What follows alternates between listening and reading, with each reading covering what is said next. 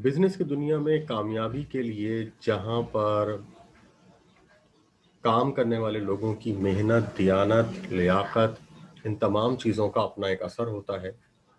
जितना मालिकान की अपनी लगन का असर होता है, इसके अलावा जो भी वहाँ पे लोग काम कर रहे हैं वो जितना अ, बेहतर अंदाज से काम करेंगे, अपनी काबिलियत को सामने रख कर काम करेंगे, उतना ही कारोबार में बेहतरी आती है। लेकिन इन तमाम चीज़ों के बावजूद एक और अहम मामला है जिसके बगैर आज की इस जदीद दुनिया में कारोबार को बेहतर अंदाज से चलाना, कारोबार को ग्रो करना, उसको बढ़ाना तकरीबन अब नामुमकिन हो चुका है।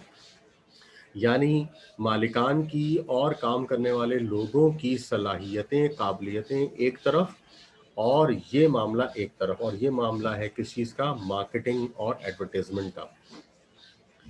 मार्केटिंग और एडवर्टाइजमेंट यानी तशहीरकारी का मामला जो है ये अब बहुत ज़्यादा अहमियत इख्तियार कर गया है। किसी भी कारोबार को बढ़ाने में, एक कारोबार को मखसूस शक्ल देने में इसका अहम तरीन किरदार होता है। किसी प्रोडक्ट में कुछ कमियां भी हो सकती हैं, लेकिन मार्केटिंग के ज़रिए उसको सारिफ की नज़रों से बआसानी ओझल कर दिया जा सकता है, और इसी तरीके से सारिफ तक पहुंचने का जो सबसे बेहतरीन ज़रिया है वो यही मार्केटिंग और एडवर्टाइजमेंट के मुख्तलिफ तरीके हैं।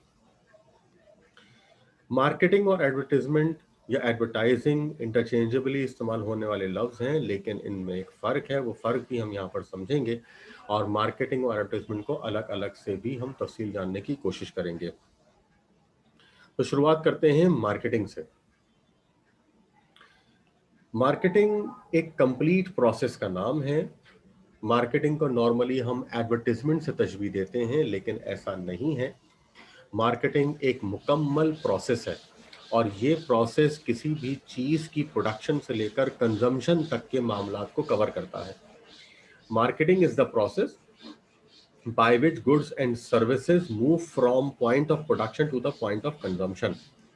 यानी जहां पर वो माल प्रोड्यूस हो रहा है, यानी कि कारखाना, कारखाने से लेकर जहां पर अब वो इस्तेमाल होगा, यानी जो एंड कंज्यूमर है, जो सारिफ है, वहां तक के जितने भी मामलात हैं, जो कुछ भी दरमियान में हो रहा है, उन तमाम मामलात को यकजा किया जाए तो एक लफ्ज बनेगा marketing.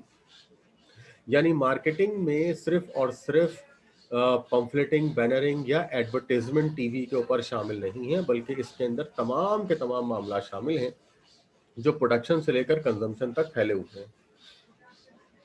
Marketing cover all the business activities necessary to affect the transfer in the ownership of the goods. आप सेल जो करते हैं, इसमें बेसिकली क्या होता है कि जो मिल्कियत है वो ट्रांसफर होती है, वो एक हाथ से दूसरे हाथ में जाती है। तो मार्केटिंग में वो तमाम इकदामात को शामिल किया जाता है जो कि इस मिल्कियत की तब्दीली के दौरान हो रहे होते हैं। मार्केटिंग को बुनियादी तौर के ऊपर दो हिस्सों में तकसीम किया जा सकता है। पहला जिसको हम कहते हैं मैक्रो मार्केटिंग, और दूसरा जिसको हम कहते हैं माइक्रो मार्केटिंग। क्या फर्क है ये जानने की कोशिश करते हैं। Macro marketing, it shows a broad marketing view, and it's defined as the social process which directs an economy's flow of goods and services from producer to the consumer।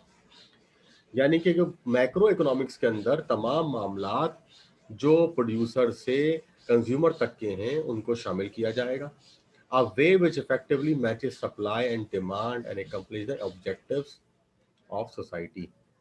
जो भी जिस माशरे में ये सारा काम हो रहा है, जिस सोसाइटी में ये काम हो रहा है, उस सोसाइटी की तमाम नीड्स को, जो कि गुड्स की प्रोडक्शन से शुरू होकर कंज्यूमर तक पहुंचने तक शामिल है, उन सबको मैक्रो मार्केटिंग में शामिल किया जाएगा। Micro marketing, micro marketing carries narrow outlook, and it's defined as the performance of the activities which seek to accomplish an organization's objective by anticipating customers' need। Micro marketing में सारे मामला शामिल नहीं होंगे, बल्कि ये एक इदारे के अंदर के मामलात हैं। इदारे के अंदर जो भी ऑब्जेक्टिव सेट हुए हुए हैं, उन ऑब्जेक्टिव्स को पूरा करने का मामला माइक्रो मार्केटिंग के अंदर है। Directing a flow of need satisfying goods and services from producer to the consumer.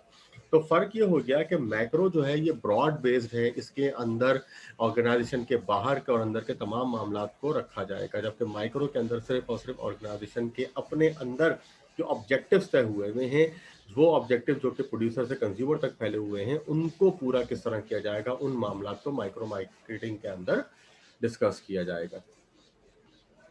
अब तफसील से जानने की कोशिश करते हैं कि मार्केटिंग के फराइज क्या हैं, what are basically the functions of marketing. जिस तरह से अभी हमने ये तय किया कि मार्केटिंग के अंदर प्रोडक्शन से लेकर कंजम्पशन तक के सारे मामलात हैं, तो इसीलिए इसमें अब बहुत सारे स्टेप्स शामिल होंगे। इनको एक एक करके देखते हैं। सबसे पहले वो फंक्शंस देखेंगे जो एक्सचेंज से रिलेटेड हैं। तो इसमें यकीनन दो बातें आएंगी, एक बाइंग और दूसरा सेलिंग। बाइंग और सेलिंग के जितने भी मामलात हैं, ये मार्केटिंग का फंक्शन है। By the process of marketing, buyer are able to purchase what they need. Marketing के जरिए बायर को ये बताया जाता है कि वो बेसिकली क्या खरीदना, क्या खरीदेंगे और उनकी क्या क्या ज़रूरतें हैं। ये आज की मार्केटिंग का एक अहम पहलू है कि कंज्यूमर के अंदर एक रिक्वायरमेंट पैदा की जाती है कि उसकी ज़रूरत के मुताबिक, यानी ये कोई ज़रूरी नहीं है कि पहले कंज्यूमर के अंदर नीड पैदा होगी और फिर वो मार्केट में आएगा, बल्कि मार्केटिंग के ज़रिए, एडवर्टीजमेंट के ज़रिए अब कंज्यूमर के अंदर इस नीड को पैदा कर दिया जाता है कि वो कोई चीज़ खरीदने के लिए आगे बढ़ेगा। Buying involve determination of need. इसके अंदर ये तय किया जाएगा कि कंज्यूमर की नीड क्या है। सिलेक्शन ऑफ क्वालिटी, वो किस किस्म की क्वालिटी लेना चाहेगा, वैरायटी क्या क्या अवेलेबल होगी। Deciding on the brand and the sizes, bargaining on the prices, determination of the quantity, selection of source of supply, और वो तमाम की तमाम बातें जो कि किसी भी एक कंज्यूमर के लिए इंपॉर्टेंट हो सकती हैं, उन तमाम बातों को मार्केटिंग के अंदर देखा जाएगा और इसके फंक्शन ऑफ एक्सचेंज में देखा जाएगा। Selling refers to exchange of goods for money. Selling का मतलब होता है कि सामान को दूसरे के हवाले कर देना और उसके बदले में पैसे ले लेना। Selling can not take place without buying, for both are compulsory to each other. Selling उसी वक्त होगी जब पहले बाइंग की जाएगी, तो जब बाइंग की जाएगी तो फिर इसके बाद ही सेलिंग होगी। By selling transfers of title to the goods and services is affected. Selling involves deciding on what to sell. Selling के अंदर ये तय किया जाएगा कि क्या सेल किया जाए, and when and where to sell, और किसको सेल किया जाए और किस तरह से सेल किया जाए और उसकी प्राइसेस क्या होंगी।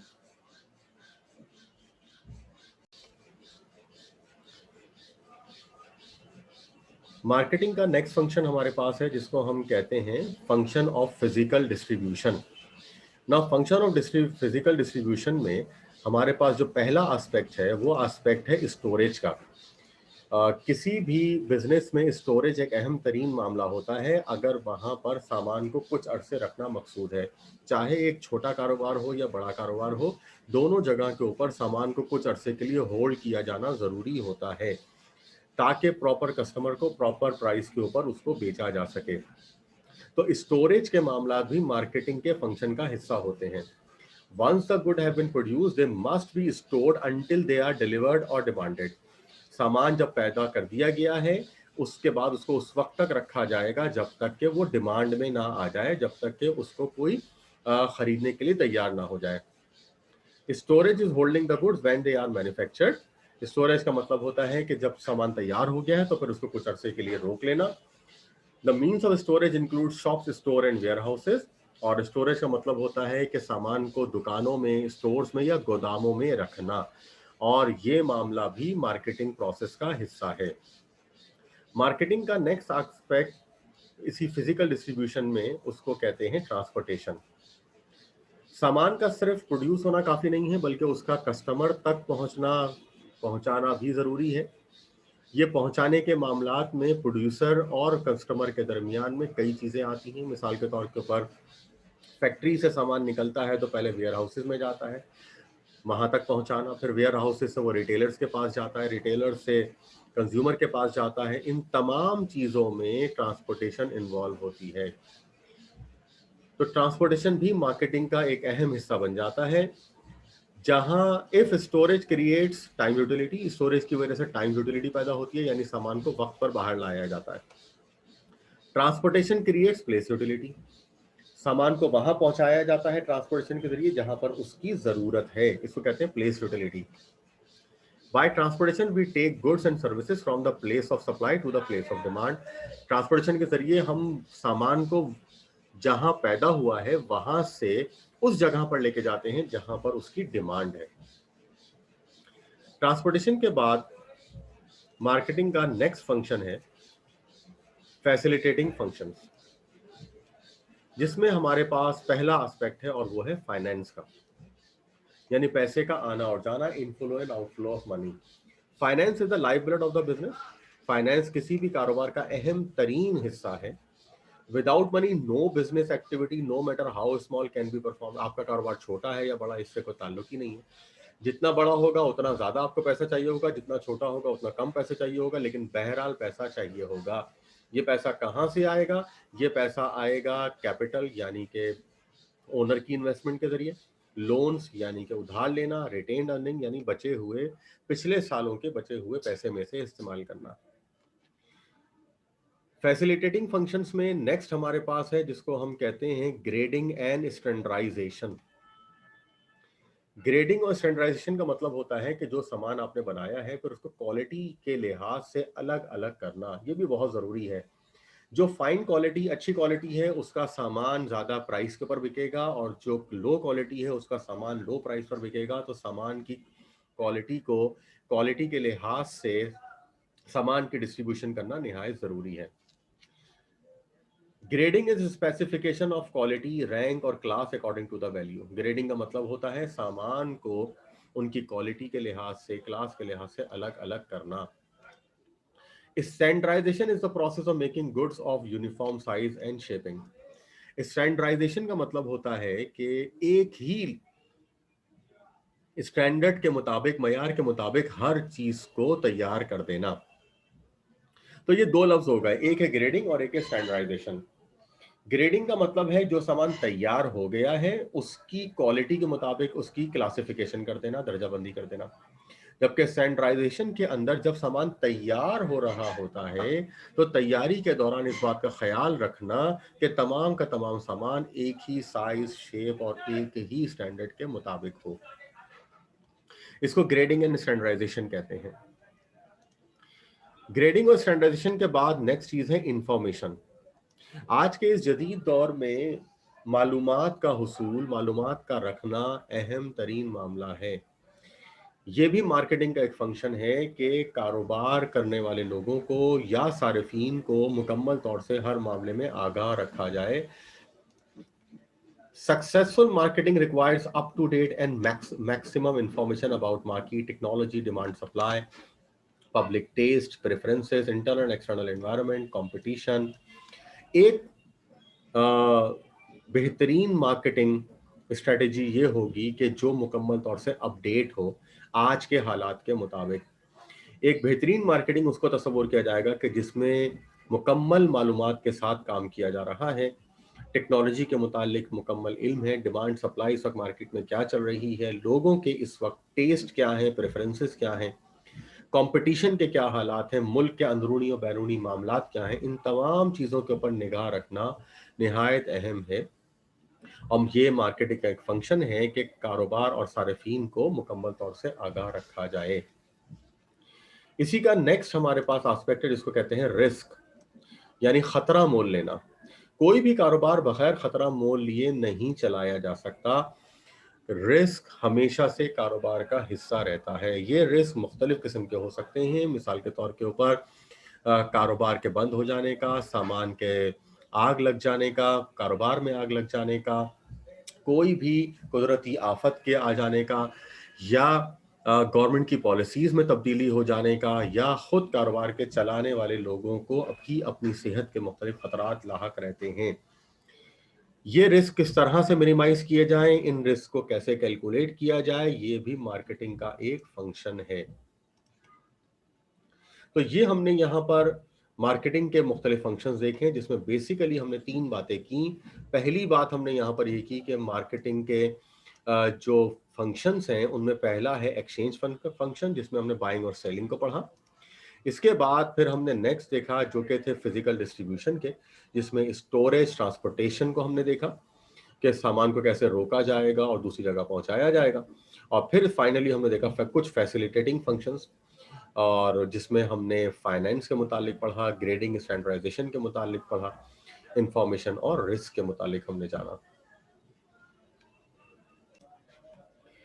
इसका मतलब ये हो गया कि मार्केटिंग जो है वो एक बहुत बड़ी एक्टिविटी है जो कि प्रोडक्शन से शुरू होती है और कंजम्पशन तक जाती है, और इसी के दौरान एक चीज होती है जिसको हम कहते हैं एडवर्टाइजमेंट। तो advertisement is basically the part of marketing. Marketing is a bigger aspect, और इसके अंदर एक चीज है एडवर्टाइजमेंट। नाउ ये एडवर्टाइजमेंट क्या है? इसको हम कहते हैं तशहीरकारी। यानी जो भी आपकी प्रोडक्ट है उस प्रोडक्ट को लोगों की, कंज्यूमर की नॉलेज में लेकर आना, उनको अवेयर करना कि ये प्रोडक्ट आपने बनाई है और ये उनकी किसी खास जरूरत को पूरा करती है। आज के जदीद दौर में एडवर्टाइजमेंट अब इस मकाम पर मौजूद है कि जो कि इस बात का ख्याल नहीं करती कि लोग इस वक्त क्या डिमांड कर रहे हैं, बल्कि मार्केटिंग, बल्कि एडवर्टाइजमेंट के जरिए लोगों के अंदर ही चाहत पैदा कर दी जाती है। बहुत सारी चीजें हम देखते हैं कि जो कि हमारी बेसिकली रिक्वायरमेंट नहीं थी, लेकिन उनकी पब्लिसिटी को देखकर, उनकी एडवर्टीजमेंट को सुनकर हमने जो है उस चीज को खरीदने का इरादा कर लिया। सो नाउ एडवर्टीजमेंट जो है वो अब हमारे अंदर नीड को क्रिएट करने का बाइस बन चुकी है। अब इसको तफसील से देख लेते हैं। Advertising is a paid form of non personal presentation. ये बुनियादी डेफिनेशन यहाँ पर आ रही है कि एडवर्टाइजमेंट क्या है। पहली बात, पेड फॉर्म है, यानी कि हम चाहे पंफलेट की सूरत में करें, चाहे हम प्रिंट मीडिया पर या इलेक्ट्रॉनिक मीडिया पर करें, हमें इसकी पेमेंट करनी होगी। तो एडवर्टाइजमेंट के लिए पेड होना जरूरी है। Non personal presentation of goods and services to a group of a person by an identified sponsor. तो एडवर्टाइजमेंट में आप बेसिकली कोई भी एक टूल इस्तेमाल करेंगे। ये टूल किसी भी टीवी चैनल के ऊपर एक क्लिप हो सकता है, इंटरनेट की वेबसाइट के ऊपर कोई एक पब्लिसिटी का फॉर्म हो सकता है, या कोई पैम्फलेट हो सकता है, कोई बोर्डिंग हो सकती है, कोई बिल्डिंग पे लगा हुआ कोई बोर्ड हो सकता है। तो ये सब नॉन पर्सनल प्रेजेंटेशंस हैं, और लेकिन जो भी इसको पढ़ेगा उसको ये पता होगा कि ये किसके बारे में है और ये किसने लगाया है, यानी आइडेंटिफाइड स्पॉन्सर होगा। तो एडवर्टाइजमेंट की डिफाइन करते हुए हमें तीन बातों का सबसे पहले ख्याल रखना है। पहली बात कि एडवर्टाइजमेंट का पेड होना जरूरी है, दूसरा ये नॉन पर्सनल होगा, और तीसरा आइडेंटिफाइड स्पॉन्सर होगा। It is different from personal selling. Personal selling मतलब कि डोर टू डोर जाकर चीज बेचना। पब्लिसिटी बेसिकली क्या होती है कि जिसमें आप एक शख्स दूसरे शख्स को किसी मामले में आगाह कर रहा होता है, जो कि नॉन पेड होती है, जिसको आप माउथ पब्लिसिटी कहते हैं। Public relations and sales promotion भी फ्री ऑफ कॉस्ट होती है। तो अगर कोई भी तशहीर का ऐसा जरिया, एडवर्टाइजमेंट का ऐसा जरिया कि जो पर्सनल हो, यानी आमने सामने बैठकर किया जा रहा हो, उसके लिए पैसे अदा ना किए गए हों, तो उसको फिर हम एडवर्टाइजिंग नहीं बोलेंगे। Advertising is different from personal selling activities because it is non-personal selling. It is also different than publicity which is not paid for. ये पब्लिसिटी नहीं है क्योंकि पब्लिसिटी के पैसे नहीं होते। पब्लिसिटी और एडवर्टाइजिंग में फर्क ही यही है कि अगर आप किसी चीज को मशहूर कर रहे हैं और मशहूर करने के पैसे लिए हैं तो ये एडवर्टाइजमेंट है। लेकिन अगर आप किसी चीज को मशहूर कर रहे हैं लेकिन आपने उसके पैसे नहीं लिए हुए, तो ये फिर पब्लिसिटी कहलाती है। तो पब्लिसिटी और एडवर्टाइजमेंट में बुनियादी फर्क है। Advertising varies from public relation which has no particular message, और ये पब्लिक रिलेशन भी नहीं है। तो हमें ये लफ्ज क्लियर हो गया कि advertising is different from publicity. By advertising is the goods and services are introduce to the general public. Advertisement के जरिए हम किसी किस्म की गुड्स यानी चीजें और सर्विसेज, खिदमात लोगों को आगाह कर रहे होते हैं, कस्टमर्स और consumers. Through it a message is given about the brand, price, quality, variety and features of the product. और इसके जरिए बेसिकली किसी भी शय की का नाम, उसकी कीमत, उसकी खुसूसियात जो है वो बेसिकली बताई जा रही होती हैं।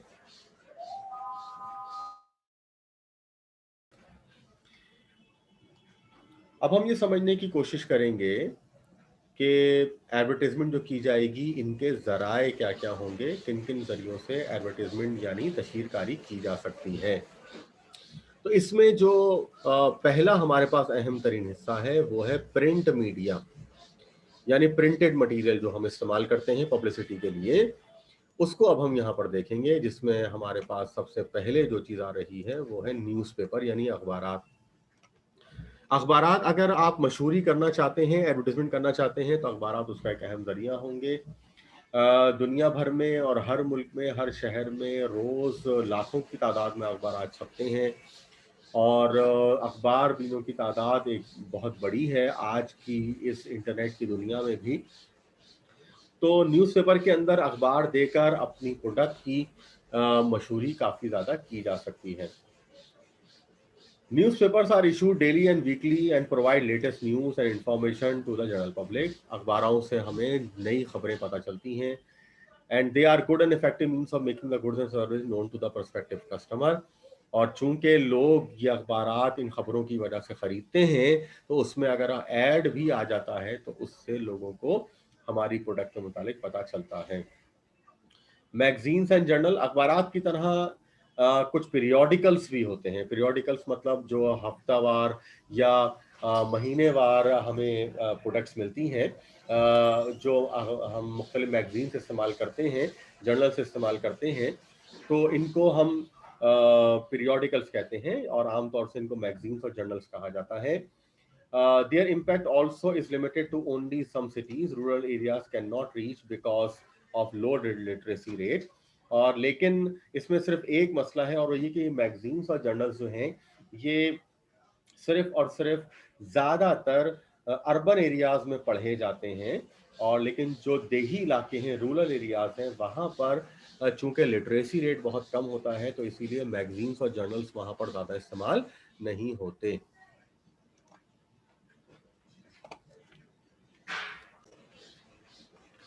प्रिंट मीडिया में जो तीसरी चीज़ है वो है पैम्फलेट्स और हैंडबिल्स, जो मुख्तलिफ A4 साइज़ के, A3 साइज़ के या आधे पेज के हम हैंडबिल्स हमें मिलते हैं और ये डिस्ट्रीब्यूट किए जाते हैं, जिसमें किसी भी प्रोडक्ट की एक तफसील होती है। तो ये भी एडवर्टाइजमेंट का एक इफ़ेक्टिव तरीका है और इसकी ख़ास बात यह है कि ये एक इंतहाई सस्ता रास्ता भी है। It has limited effect and restricted to the limited geographical areas because of its limited geographical distribution. लेकिन पैम्फलेट का जो सबसे बड़ा नुकसान है वो ये कि ये ज़्यादा बड़े एरिया में डिस्ट्रीब्यूट नहीं किया जा सकता और चूंकि इसकी डिस्ट्रीब्यूशन जो है वो काफ़ी मुश्किल हो जाती है। इसको दूसरी जगह तक पहुंचाना जो है और इसकी दूर दूर तक इसकी डिस्ट्रीब्यूशन करना काफ़ी मुश्किल होता है। तो एक तरफ ये चीप है, ये इसका फ़ायदा है, लेकिन प्रॉब्लम ये है कि इसको बहुत ज़्यादा बड़े एरिया में डिस्ट्रीब्यूट करना मुश्किल होता है। लेकिन ये भी हमारे पास प्रिंट मीडिया का एक अहम ज़रिया है। नेक्स्ट हमारे पास है जिसको हम कहते हैं बिलबोर्ड्स। बिलबोर्ड से क्या मुराद है?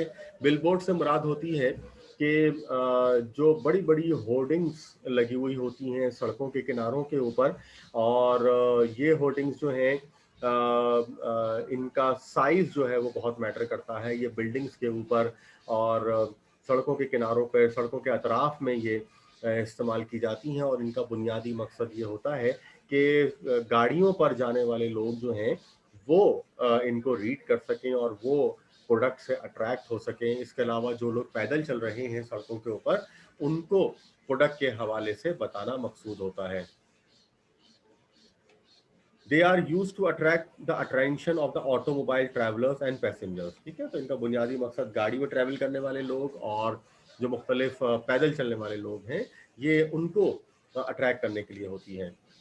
इसके अलावा एक और चीज़ है जिसको कहते हैं स्काई राइटिंग। स्काई राइटिंग भी एक रास्ता है जो कि अख्तियार किया जाता है और ये रास्ता जो है ये जहाज़ों के ज़रिए इस्तेमाल किया जाता है। जहाज़ों के ज़रिए स्मोक पैदा की जाती है, और ये स्मोक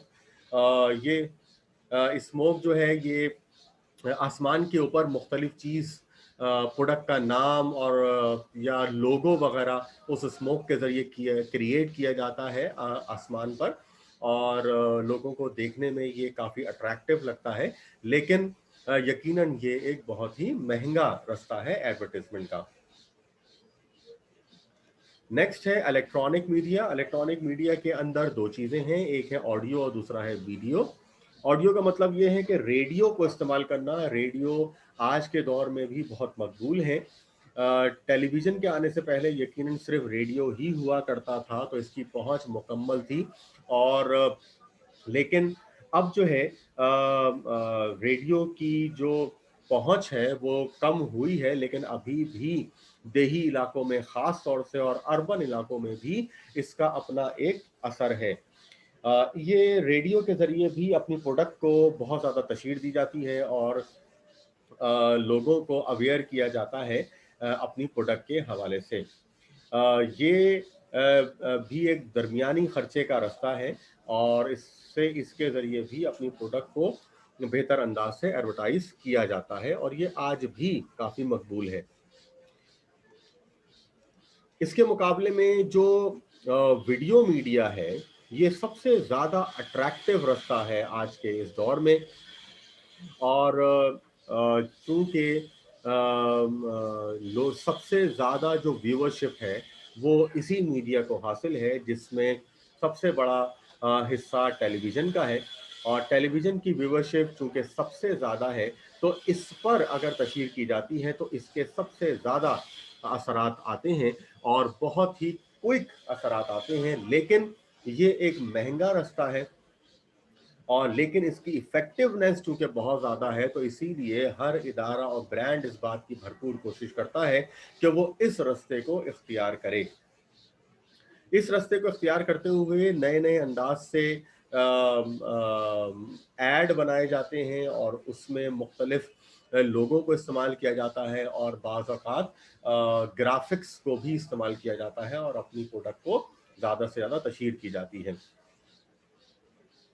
इसके अलावा एक रास्ता सिनेमा स्लाइड्स है। सिनेमा स्लाइड्स मतलब जब मूवी चल रही होती है सिनेमा हाउसेस के अंदर या और दूसरी जगहों के ऊपर, तो उस मूवी चलने के दौरान ये स्लाइड पट्टी चलाई जाती है, और मूवी देखने के दौरान लोगों की निगाहों के सामने से अपनी प्रोडक्ट का नाम और उसकी खास बातें गुजारी जाती हैं।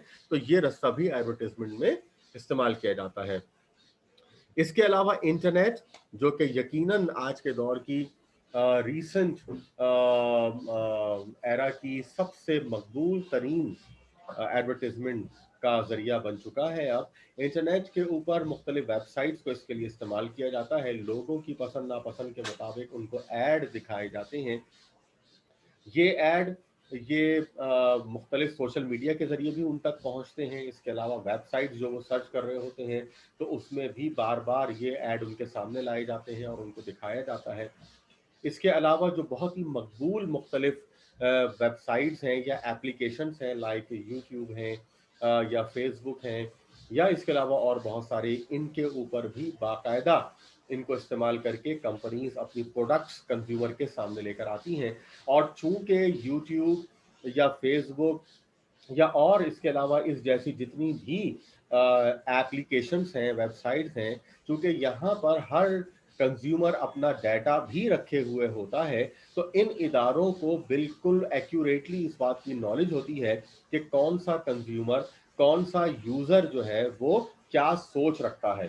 तो ये यहाँ पर की जाने वाली जो एडवर्टाइजमेंट है वो और ज़्यादा इफेक्टिव हो जाती है, क्योंकि ये कंपनीज लोगों की सोच, समझ, ख्वाहिशात, आदात और रिक्वायरमेंट के मुताबिक ही उनको वो ऐड दिखाती हैं।